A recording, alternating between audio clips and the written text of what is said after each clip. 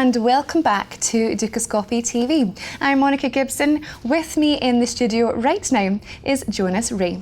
Jonas, welcome to the studio. Thank you. Now, you're joining us from Diligence, and we're going to be discussing the impact on Switzerland, on Swiss banks, on the Swiss economy of the Russian sanctions, obviously a really hot topic at the moment. So first of all, from your point of view, how would you say Swiss banks are affected by the Russian sanctions?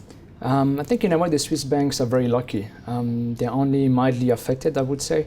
And the reason is because Swiss foreign policy is very much based on neutrality. So the Swiss government doesn't like to intervene in foreign crises and like to take a very look back and look what's happened stance.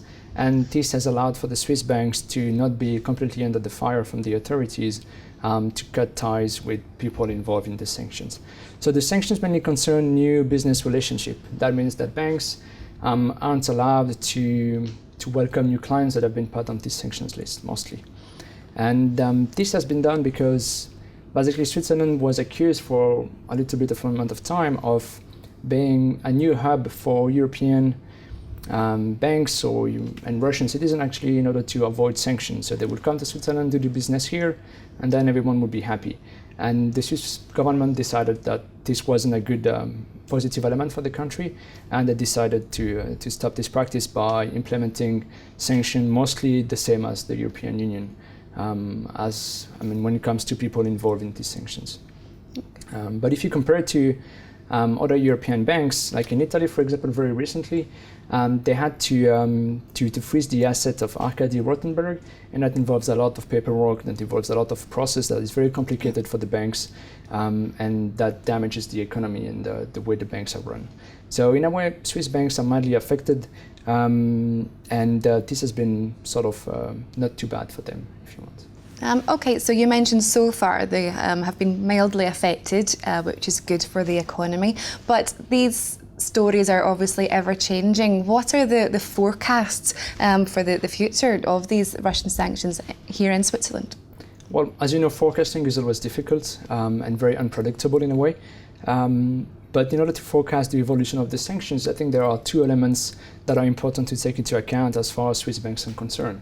The first one is obviously the conflict on the ground in Ukraine. And this, so far, as long as the ceasefire is somehow positively respected, as it has been for the last 2 weeks, I think the sanctions are going to go into a positive development as far as banks are concerned. So that means potentially less sanctions and milder sanctions. And the second dimension to take into account is the European Union reaction to the ceasefire in Ukraine. Some European Union members, like Slovakia, have been calling for milder sanctions or even dropping some sanctions at all. And this so far hasn't been accepted by the European Union as an entity. But there are discussions that are going on at the moment in Brussels in order to lift some of the sanctions. This could potentially means that Swiss bank would be allowed to take new ultra-high net worth individual from Russia and Ukraine back into the banks. I think the short perspective is going to be sort of a stalemate. Nothing's going to change within the next 1 to 3 months.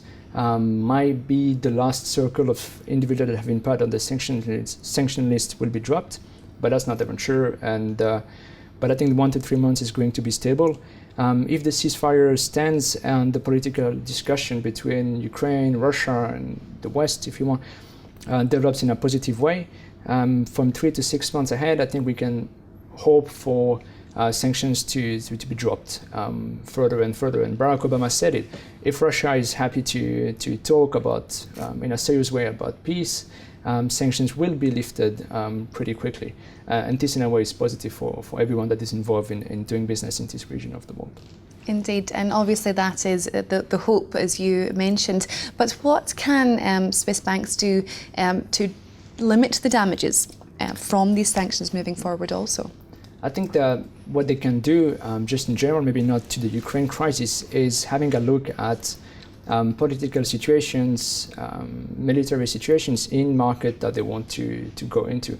And one thing that I've seen consistently is that banks are so far quite a bit reluctant to take preventive action which means understanding the situations politically, militarily, economically, try to anticipate development of local conflicts, how it can involve the regional actors as well. And they have been very much into reacting to what happens instead of trying to prevent crisis, whether be it economical, militarily, or politically.